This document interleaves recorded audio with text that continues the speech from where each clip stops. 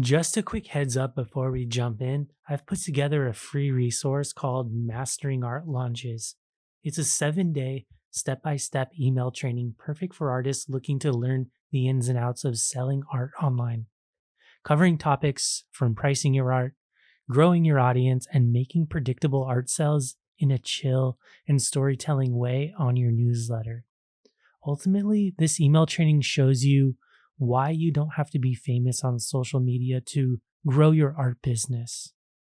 Just visit chriswilsonstudio.com/launch, sign up with your email, and you'll receive the first email lesson straight to your inbox. Thanks. I stepped away from Facebook and Instagram some time ago, making a deliberate pivot in how I connect with my audience and share my art.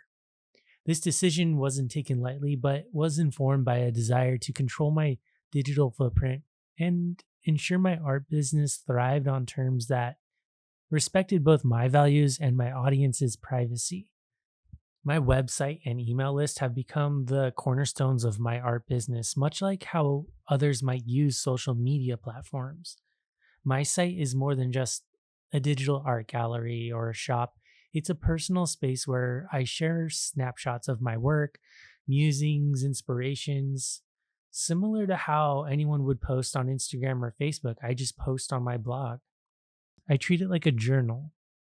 However, the key to truly connecting with my audience isn't just about sharing content. It's about fostering familiarity and trust. And I've discovered that real connections and art sales don't necessarily materialize from someone simply landing on a social media profile or even a website. It's about building a relationship over time. My email list is instrumental in this process, allowing me to communicate directly with people who've explicitly expressed interest in my work. Despite the ubiquity of platforms like Facebook, Twitter, or X, and Instagram, and especially LinkedIn, you won't find me there. YouTube is the exception, which is more of a search engine than a social media platform. YouTube is how I now grow my newsletter.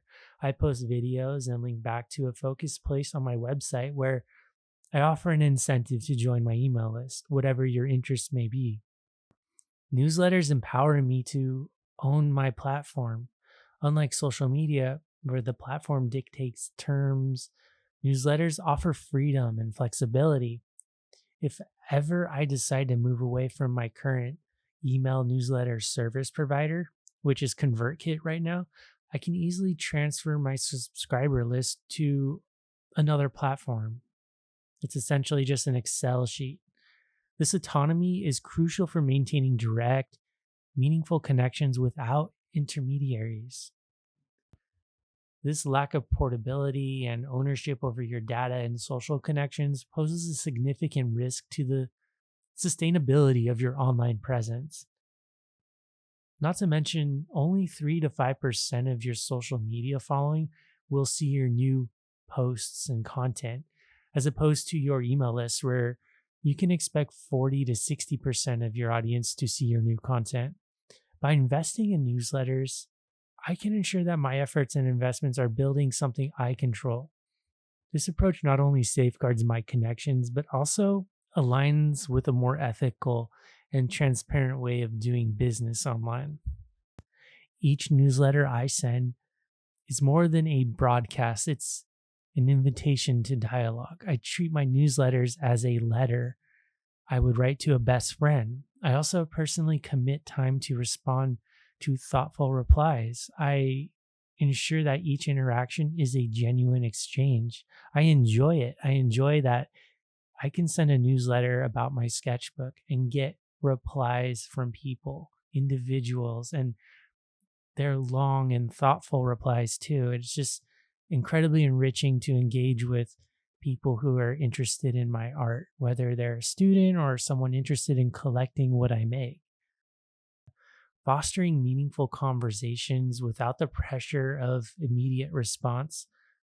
This approach honors the time and attention of both parties, setting email apart as my preferred medium for deepening connections with my audience. Declared obsolete many times in the past decade, it continues to thrive as a critical communication standard. It's one of the internet's few remaining open platforms, free from the control of any single entity. This openness ensures that email will remain a vital part of our digital lives, offering a reliable and accessible channel for connecting with our audiences. All in all, email and newsletters not only offer a platform for direct, meaningful communication, but also represents digital freedom and personal control. This makes them invaluable tools for artists like you and me who are looking to build and maintain authentic connections with their audience. I really encourage you to set up an email newsletter for your art.